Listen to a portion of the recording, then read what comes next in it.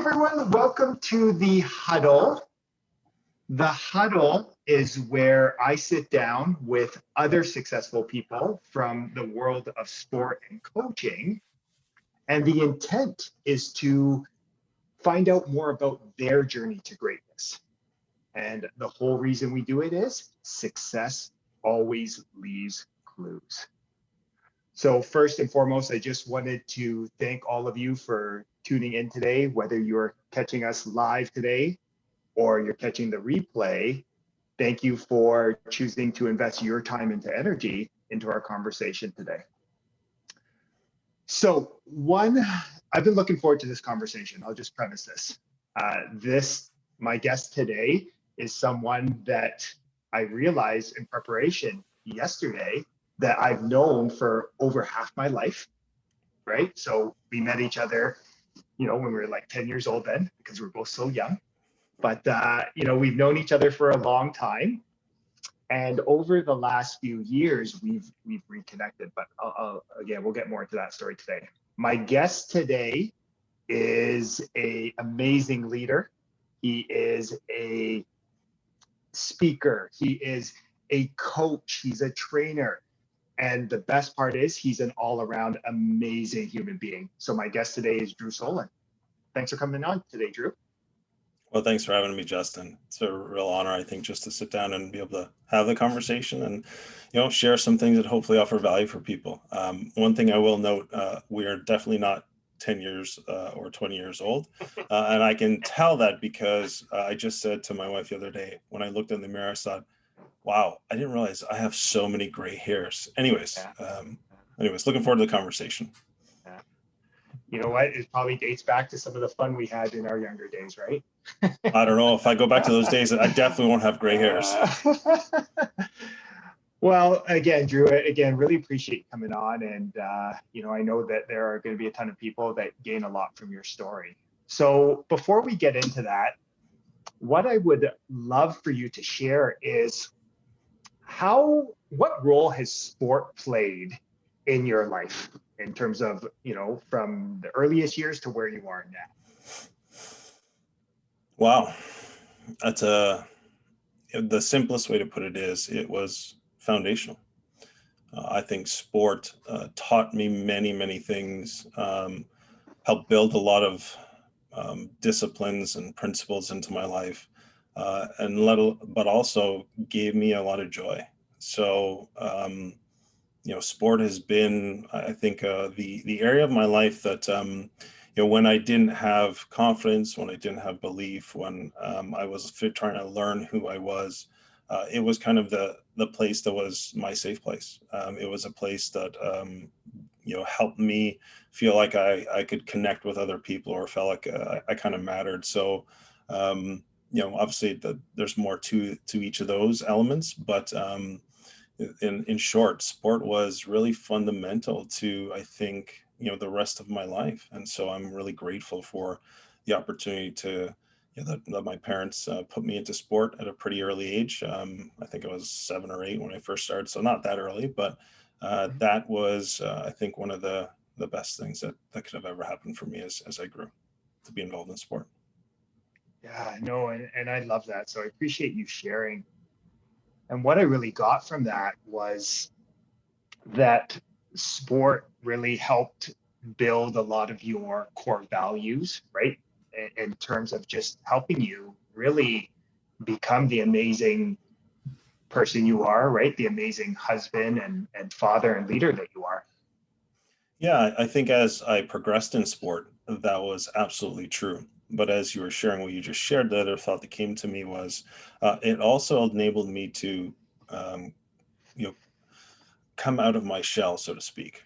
Right. Mm-hmm. So depending on where this conversation goes, there's elements of kind of my early childhood that really kept me probably feeling pretty isolated, self-imposed probably as a result of just fear and uncertainty and trust. And so sport was a place where I actually didn't feel a lot of those things when I was younger. And so sport, as I progressed in sport, it built a lot of those other things. But in the first instance, sport was really for lack of a better, an escape and a safe place, and a place where I could experience joy, because it was probably hard for me as a child to really experience some of those things, but sport did that for me early on, and then progressed to those things you talked about. Yeah, no, and that's such a great point, right? And I still remember actually in university the game where, for better lack of term, you popped off. And I still remember it. It was a Thanksgiving game, right? It was snowing. It was against Waterloo. And I remember I remember it because you averaged 10 yards a carry, right? And you ran over 200 yards, and it was just like a snowball. And I just I think we were all kind of like, wow, like you can ball. Like, and it's no, it's great. And again, I think speaks to your level of preparation, right? Being ready for that moment. One thing that you mentioned was about your past. And it's interesting that you sharing and opening up about your past is what actually reconnected us. I still remember watching the video because I was in Los Angeles at the time at a meditation training.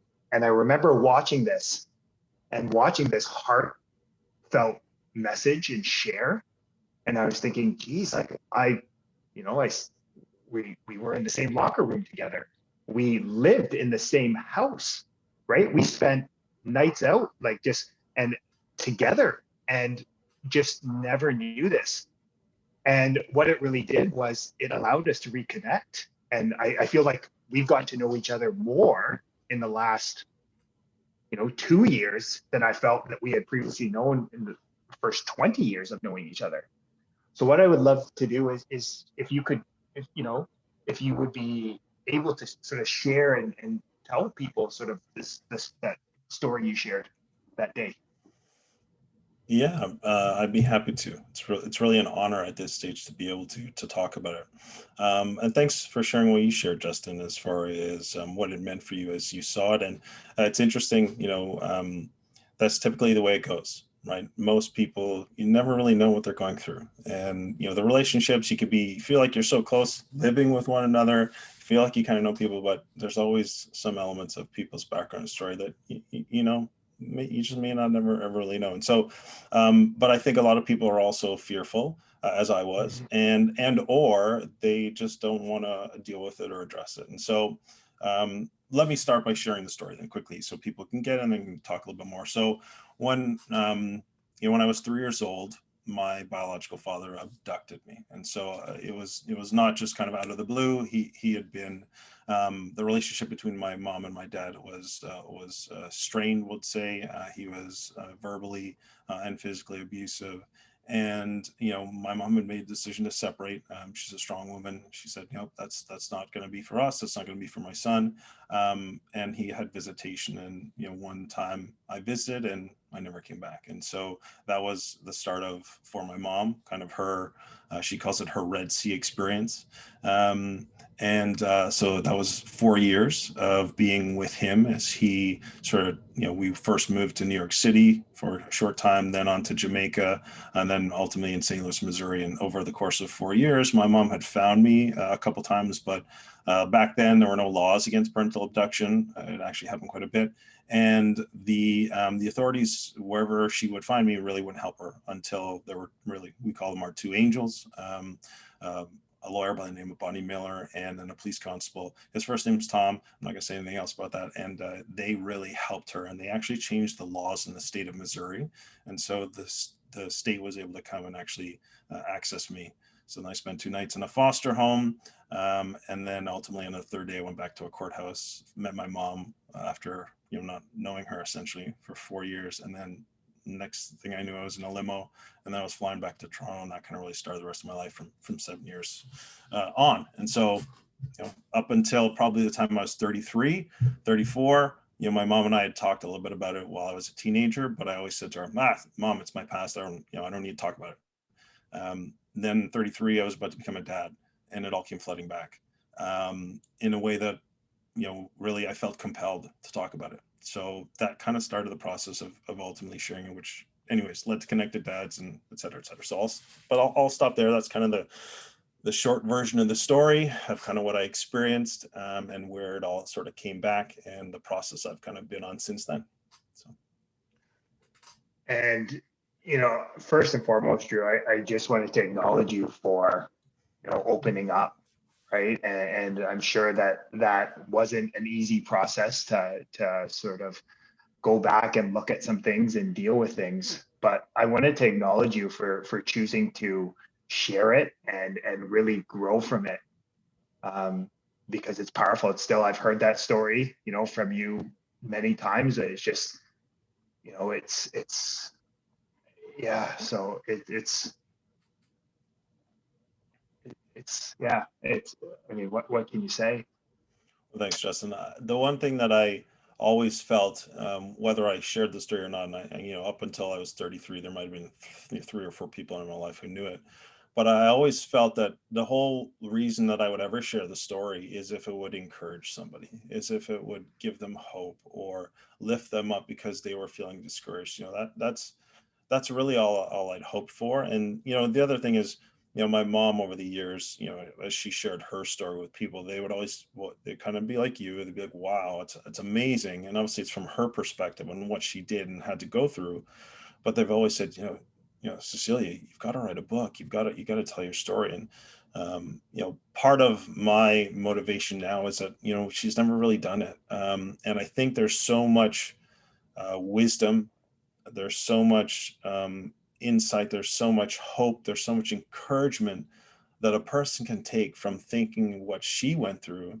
And of course, it's her story, but then my part of it, my story. I just feel like there's so much that people can hopefully take from it.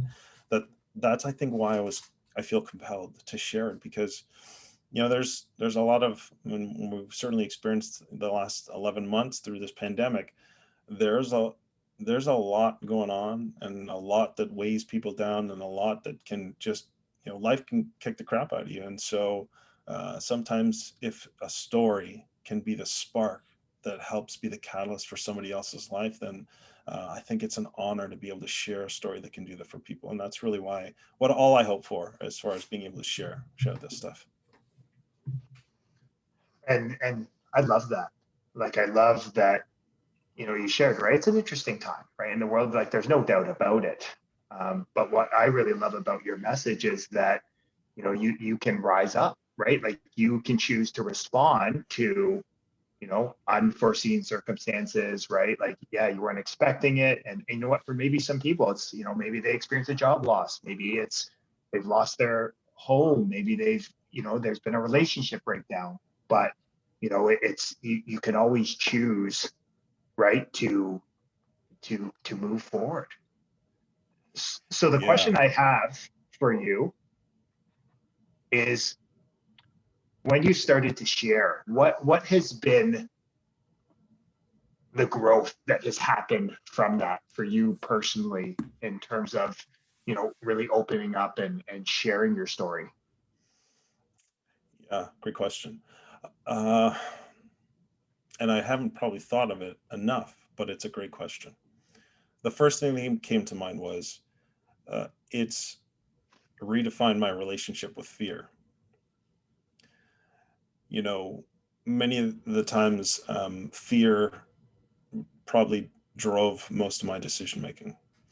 And now that I've sort of unshackled myself from the fear of what people might think, or what this could mean, or you know, um, the fear of being vulnerable, the fear of being open, the fear of being real, which it's hard to get true relationship if you're not able to step into those places of vulnerability, of openness, of honesty. And so it's redefined, I think, my relationship with fear. As a result, it's helped redefine kind of how I show up in relationships.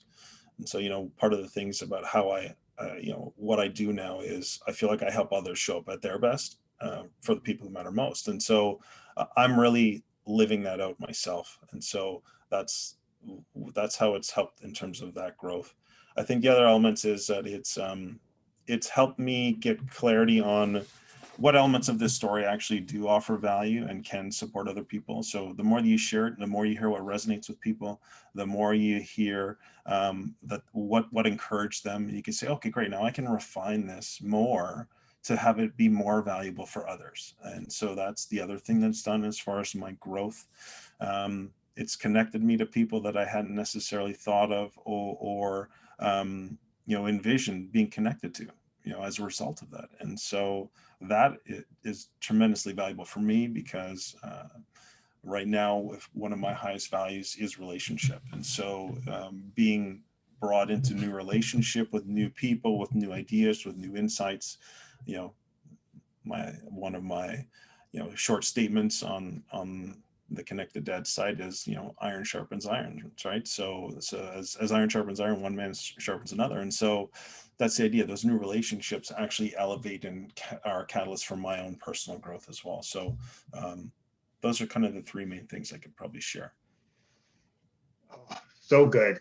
And what I really got from that was, I love how you shared that it redefined your relationship with fear.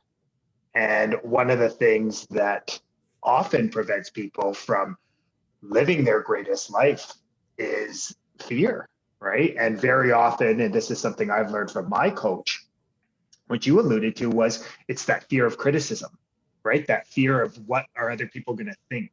What are other people, the fear of what other people are going to say, or what the fear of other people are going to do. So I really love the fact that you simply just putting it out there, that redefined your relationship. So you sort of unshackled from the fear, right? You're like, whatever, like this is for me. I'm going to step towards this because this is about my growth. And the other thing that I sort of got from that was you know, and very often, right? And this is something that we've been conditioned, is we're so conditioned to live in our past, right? And it would be so easy for you to look at your past and go and just live in that space.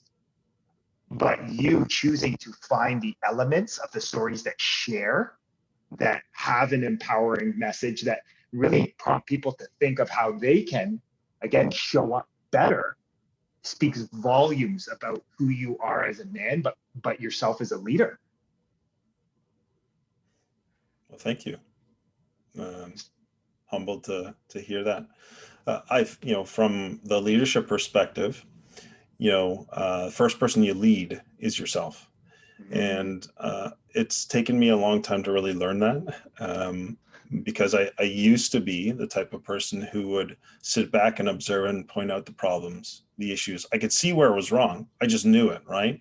And then as I learned and grew, I learned that attitude that I had was actually detrimental to being a leader. I mean, I always knew that you had to lead by example first, like you had to, but I didn't really fully understand and embrace how all-encompassing leading yourself was to that. And so, if I am going to, help others get there, we'll say, I've got to walk that path first, right? I've got to be willing to put myself through the paces. I've got to be willing to demonstrate that I'll go that route with you, or I've gone that route before, so you can trust me as we're going towards it, and we'll get there even if you don't see it. But I've got to have done that path myself first. So I think that's why it's so important to me.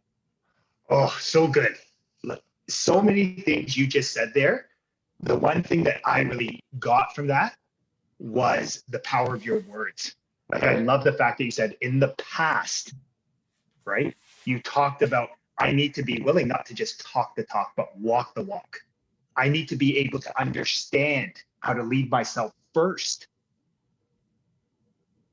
Those are, again, just speak about, the power of your words and your conviction of what you're growing and how you want to show up in this world, Drew. That's amazing. So it sounds like leadership is an important role. And again, I know you have this background in kinesiology, right? Like we studied, right, together and in university, and then, you went on to sport management. What role has leadership played in your life? Well, I think it's been after sport, it's kind of been, I'll say, the next love or the next passion that has fueled my growth, that has challenged me. It's been an area that I'll say, pursued. My aspirations when I first got into my career were, be a director of athletics by a particular age. It was by 35, and I was like, I'm working that, and I'm going to make it happen. And so, each year I'd go back, I'd review my goals, and I'd work towards it.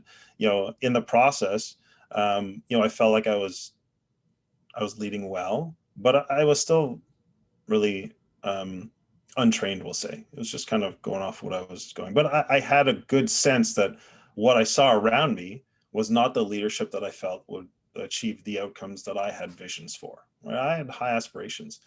And so, so the role of leadership in my life it's been,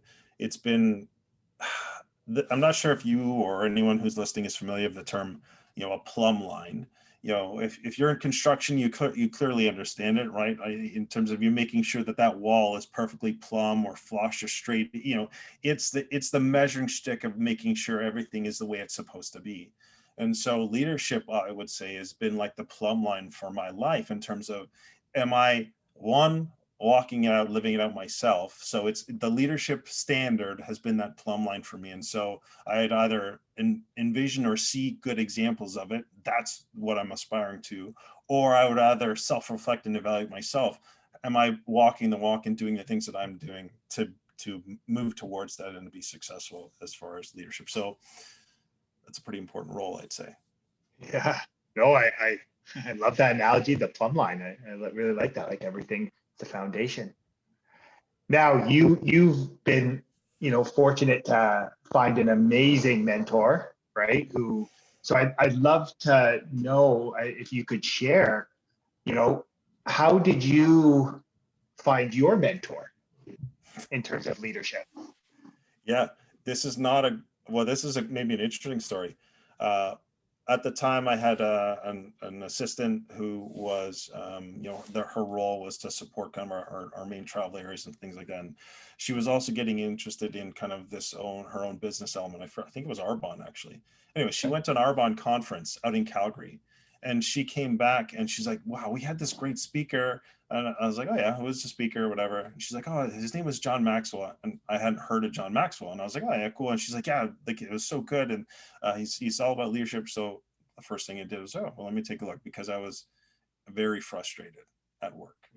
I was very beaten down, and I felt like everything we're doing is totally wrong. And I'm the one who everyone comes to, and I hear how negative and toxic it is. And it's so counter to how I've been wanting to do things and pushing to do things for years. So I was like, what am I going to do? I'm like, well, let me find this guy, John Maxwell. And that's the story of how I found John Maxwell. Combination of kind of fortuitous that, Meredith, thank you, Meredith, so much just for sharing that with me. I'm sure she's not listening, but I just want to verbalize it. Thank you, Meredith. It's been foundational. I've already thanked her, but anyways, and then the fact that I was so frustrated, I needed something. And as soon as I found John Maxwell, the first book I got was the 21 Irrefutable Laws of Leadership. And I just picked it up. And the moment I started reading, I was literally in my head being like, yes, like everything I would read would basically validate everything that I was feeling, but I couldn't articulate. And so that became an immediate connection. And then I just consumed his content wherever I could get it, as much as I could get it. And it's so interesting too, right? Because again, we've known each other for a long time. And, you and I are very similar. We're both, very ambitious, right? We both have big goals, right? Like we've always been that way. We're very driven in the fact of, that process, that athlete mentality, right? Where it's just like, okay, do this. I still actually remember, I just had these visions of us doing the workouts back in the dungeon back in the day, just, pumping out and pushing each other and in the workouts. There was one time where I said to you, I'm like, Justin, I feel like I'm going to pass out. And you're like, whatever, Drew, you didn't even care. And I was honestly about to pass out. But anyways, I digress. What's funny? I actually just had that before you said that. I remember that workout. That was in my days where I wasn't as, we'll say, compassionate. But okay. But I love the fact of the one thing And I think that this is what has reconnected us, is becoming open-minded, right? And there's this great saying, and I'm sure anyone who's spent any time in personal growth and self-development has heard it: when the student is ready, the teacher will appear. Right? And it was there was no luck or coincidences. There was a reason Meredith found that, and then you had to get open to, oh, this John Maxwell. And all of a sudden, you say, yes, I love that. I love that. And it's really interesting, I guess, just where I go, because how we found both of our mentors are they are both sort of like leaders in their field, and both sort of at this idea, and we both found them when we actually got open to being aware that where we were, we didn't want to be, right? Like we recognized we were stuck, but we became open-minded to actually be willing to help seek some help, seek some support. Mm-hmm. Yeah, I think it's a really important point. The dissatisfaction or the pain of dissatisfaction, was painful enough that it made you be willing to sort of invite other thoughts or ideas, or it fueled a hunger for something more. Yeah. And so that's kind of how I view what you just shared. Yeah, no, I love it. Right. So in this growth process, right? So you've been in this space where you've embraced your past experiences. How has it changed your life? So as you have found your own and really started to prioritize your personal growth, how has it impacted your life, either personally or professionally, or both? Again, these big questions, which are great to be able to articulate. So how it's impacted my life, I think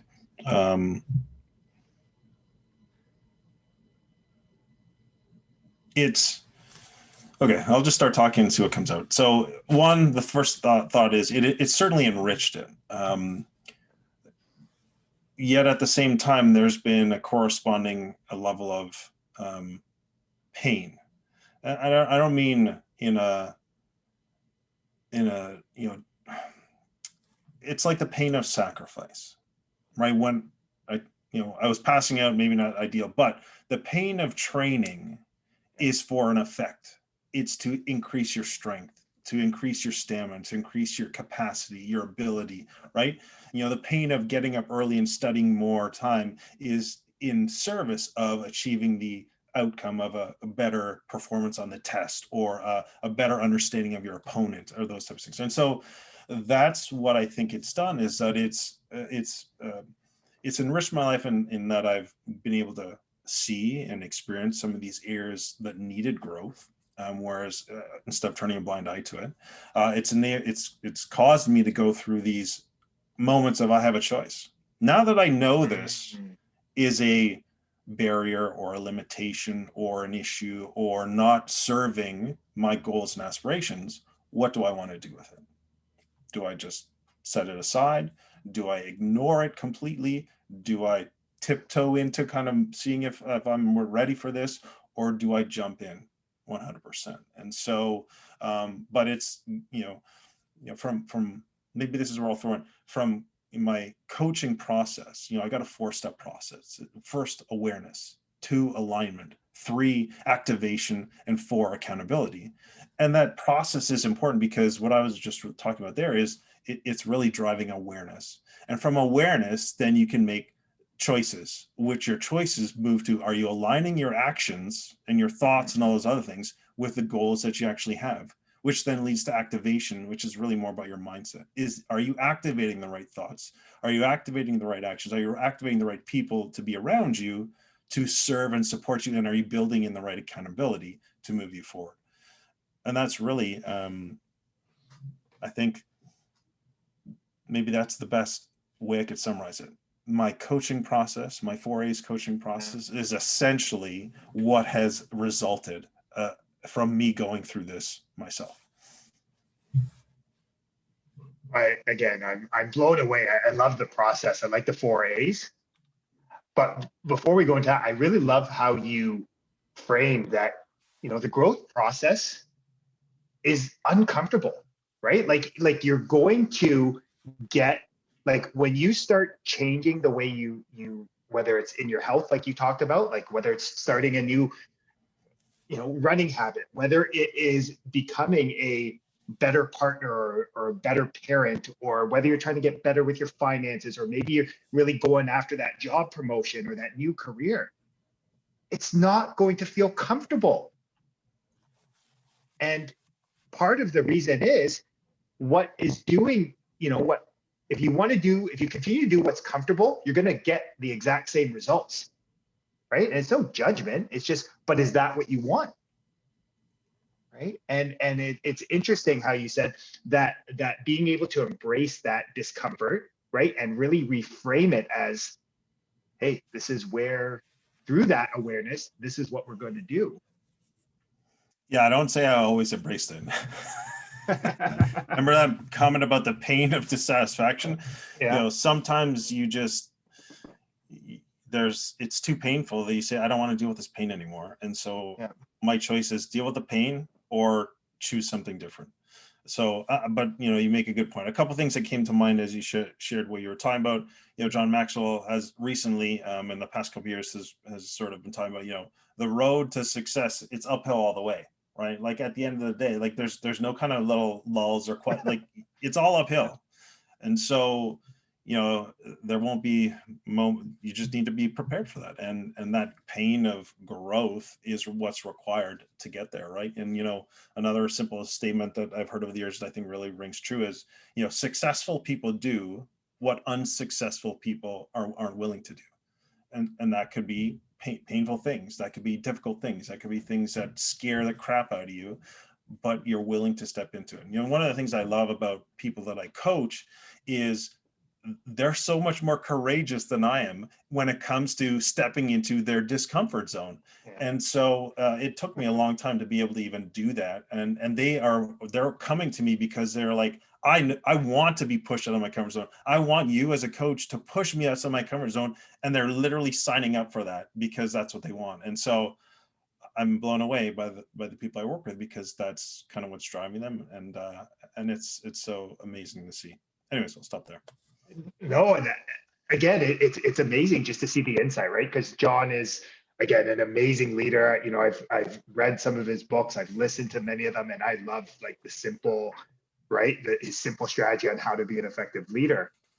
And it's really interesting that his insights on leadership are very similar to my mentor, Bob Proctor, in the fact of, successful people. The only difference between successful and unsuccessful people, like you said, is successful people are willing to pay a price.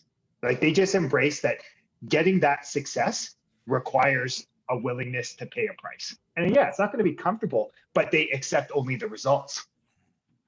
Right. And what happens, unfortunately, with people that are unsuccessful, and I speak from, other times in my life where I haven't been successful, is I wasn't willing to pay a price. I was letting excuses like time or money or support to hold me back.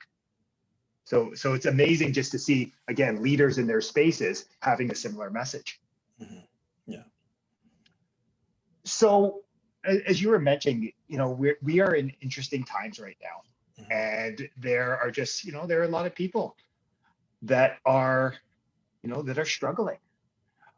What is one piece of advice you would have for someone that recognizes that they're feeling stuck, but just doesn't know where to even begin to start to create some momentum? What would you share with them? Yeah, it's a good one. Before I say anything here, I want to acknowledge that we all struggle, and I was just sharing with Justin before we came on about what my day has been like or what our week has been like. And, we've got some personal stuff going on that is difficult to deal with. The emotions have been, pretty raw as a result of it. And so it's all around us. It's everyone deals with it. And so I just want to, put it out there that I can only share from my own personal experience, because of I still struggle, and I will struggle the rest of my life, I'm sure. And so I just want to normalize the fact that I don't have, all I can share is what I think is I've learned. And so hopefully that offers value for anyone else, wherever they might be today. And so, and I think that kind of leads into my point around my advice is that recognize that it's okay and normal and natural. And I have been traditionally very hard on myself, and not very forgiving of myself, or sometimes not very forgiving of the people closest to me if I felt they were not necessarily supporting or helping me in my struggle, so to speak. And so I think that, you could phrase it however you want, self-compassion, self-love, whatever that is. I think there's real importance to acknowledging and accepting that this is hard, that I might be going through something that's difficult, and not judge yourself as a result of that. I think that's where we run into issues and challenges, both judgment and comparison. Comparison is an absolute trap. I've fallen into the trap many, many times. I have to continually remind myself, whose race are you running? What matters most to you? Why are you looking elsewhere, other people? Because it traps you. It holds you back and gets you stuck. And then the element of judging yourself, which I'm very guilty of, is that, why are you doing this? Right? Like the voice that I would used to speak to myself was like, Drew, how could you do that? Like, what's wrong with you? Like, even so, my advice is monitor your self-talk, monitor your own feelings about how you view yourself, and either shift them to neutral, non-judgmental, Mm. and acknowledgement that that's what it is, and then move into a place of what can I do, or what's fuel, what validates me, what affirms me, what are my gifts or my strengths, and how can I, one of the practices that's been really powerful for the people I coach is a simple exercise. Identify your top 3 or 5 strengths, attributes, gifts, write them down as simply and shortly, and then every single morning get up and say them out loud to yourself. Simple affirmations. And that piece for so many people has almost been transformational in their ability to quiet the noise and the self-talk and to feel valued just in and of themselves for who they are. So maybe not a simple tip, but the insights that I can share from a place of, working through struggles all the time myself. Yeah. Oh, again, Drew, I think that's a great one. That is a simple tip, right? Like, and what I love about it is, there's that great quote in personal growth and self-development where it talks about what you focus on expands, right? Where energy where focus goes, energy flows. And I love the fact of what you just shared there, that really it's having these practices and these habits where for you it's celebrating these are the 3 things, right? These are the 5 things that I do really well. It's focusing your energy on your strengths, your gifts, or I mean, even just simply writing down the 3 to 5 things that you're grateful for, family, health, all that stuff. But because you focus your energy there, it can't go elsewhere, right? Like your energy can only go to one place, either what you don't have, i.e. comparison, judgment, or it can go to what you are blessed to have, what you're grateful for. So Mm-hmm. I love that, Drew. That's amazing. Mm. Okay. Thanks. Okay. So most importantly, Drew, again, I know that there are going to be a ton of people watching this that are really going to resonate with what you're sharing. How can people get connected with you? Well, you can find my website at connecteddads.ca. On there, it's just information about my programs, what we offer. I do have a LinkedIn account. Probably on most active social media account that I have would be on LinkedIn. So you can find me on LinkedIn. Just go to search Drew Soleyn. And probably the one that you'd access the most. I do have a few other social media sites. So Connected Dads does have a Facebook page, but unfortunately over the last 6 months, I've made a very intentional choice to essentially remove all social media from my phone, and no longer engage sort of actively on all my other social media platforms. So LinkedIn, from a business perspective, is the best way to contact me. And I've got my personal email address, drew@connecteddads.ca, on the LinkedIn profile, or again, my website, connecteddads.ca. Okay. And what we'll do for anyone watching this is I'll post it in the description there. I'll post Drew's website and um, his LinkedIn profile. And then again, if it's a conversation you want to explore more with Drew, you know, reach out to him. Absolutely. First and foremost, Drew, I wanted to acknowledge you for choosing to really step up into this world and really show up as, you know, most importantly for yourself, but in how you're showing up as a husband, how you're showing up as a dad, and how you're showing up as a leader.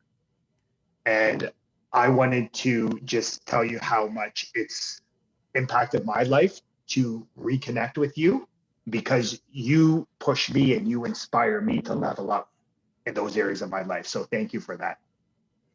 Well, it's my pleasure, and thank you for sharing that with me, Justin. I've had many people, and I still do, who do that same thing for me in my life, and it means a lot. And right now, Justin, you're also doing that for me in ways as well. And it's back to the idea of, as iron sharpens iron, so one person sharpens another. So grateful. Yeah. Thanks, Drew. So again, if you know, definitely hope that you got at least one nugget there. Again, Drew was throwing out a ton of value today, lots of, great tips, lots of great messages in there. So what I would love for you to do, as you're watching this, is send me a message. I would love to know what resonated with you from this, right? And I would encourage you, if what Drew was sharing really resonated with you, connect with him via his website, connect with him via LinkedIn, okay, and just have a conversation. Okay. Other than that, have an amazing rest of your day. Again, I thank you so much for choosing to invest your time and energy in joining us in the huddle today. And I look forward to chat with you again very soon. Have an amazing rest of your day.